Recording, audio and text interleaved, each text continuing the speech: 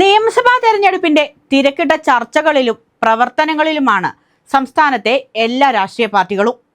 സ്ഥാനാർത്ഥി നിർണയം അടക്കമുള്ള തിരക്കിട്ട പരിപാടികളുമായി മുന്നോട്ട് തന്നെയാണ് എല്ലാ മുന്നണികളും. പിണറായി 3.0 ലക്ഷ്യം വെച്ചാണ് LDF ഇത്തവണ കളത്തിലിറങ്ങുന്നത്.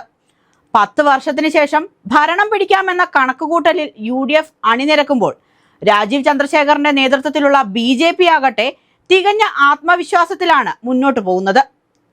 കർണാടകയിലെ ബാംഗ്ലൂരിൽ ബിസിനസ് ചെയ്തുകൊണ്ടിരുന്ന രാജീവ് ചന്ദ്രശേഖറിനെ കേരളത്തിലെ BJP ഘടകത്തിന്റെ ചുമതല നൽകി ഇങ്ങോട്ട് അയച്ചത് പാർട്ടിക്കുള്ളിൽ തന്നെ പലതരത്തിലുള്ള മുറുമുറുപ്പിനും കാരണമാക്കിയിരുന്നു. പാർട്ടിക്കകത്തു നിന്നും പുറത്തു നിന്നും അദ്ദേഹത്തിന് പലതരത്തിലുള്ള വിമർശനങ്ങളും നേരിടേണ്ടി വന്നിട്ടുണ്ട്.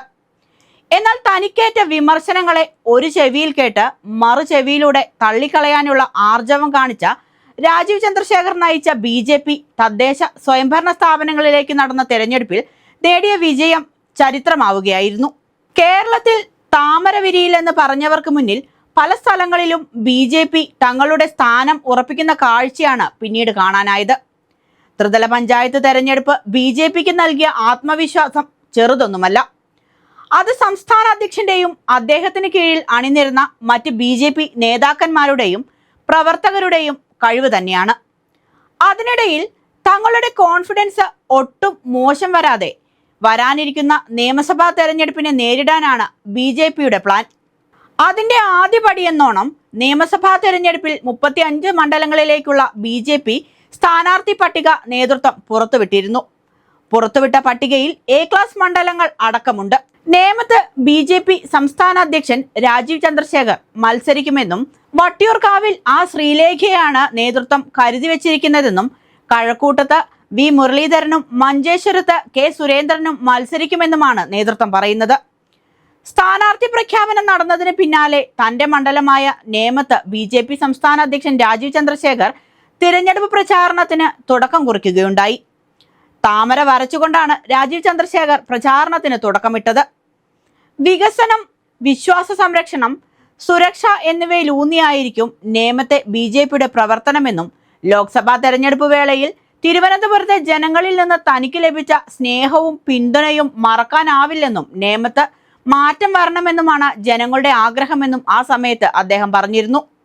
നേമത്ത് സജീവമായി രംഗത്തിറങ്ങാനാണ് തന്റെ പദ്ധതിയെന്നും പാർട്ടി ഇത് ഔദ്യോഗികമായി പ്രഖ്യാപിക്കുമെന്ന് പ്രതീക്ഷിക്കുന്നതായും അദ്ദേഹം മാധ്യമങ്ങളോട് സംസാരിക്കവേ വ്യക്തമാക്കി.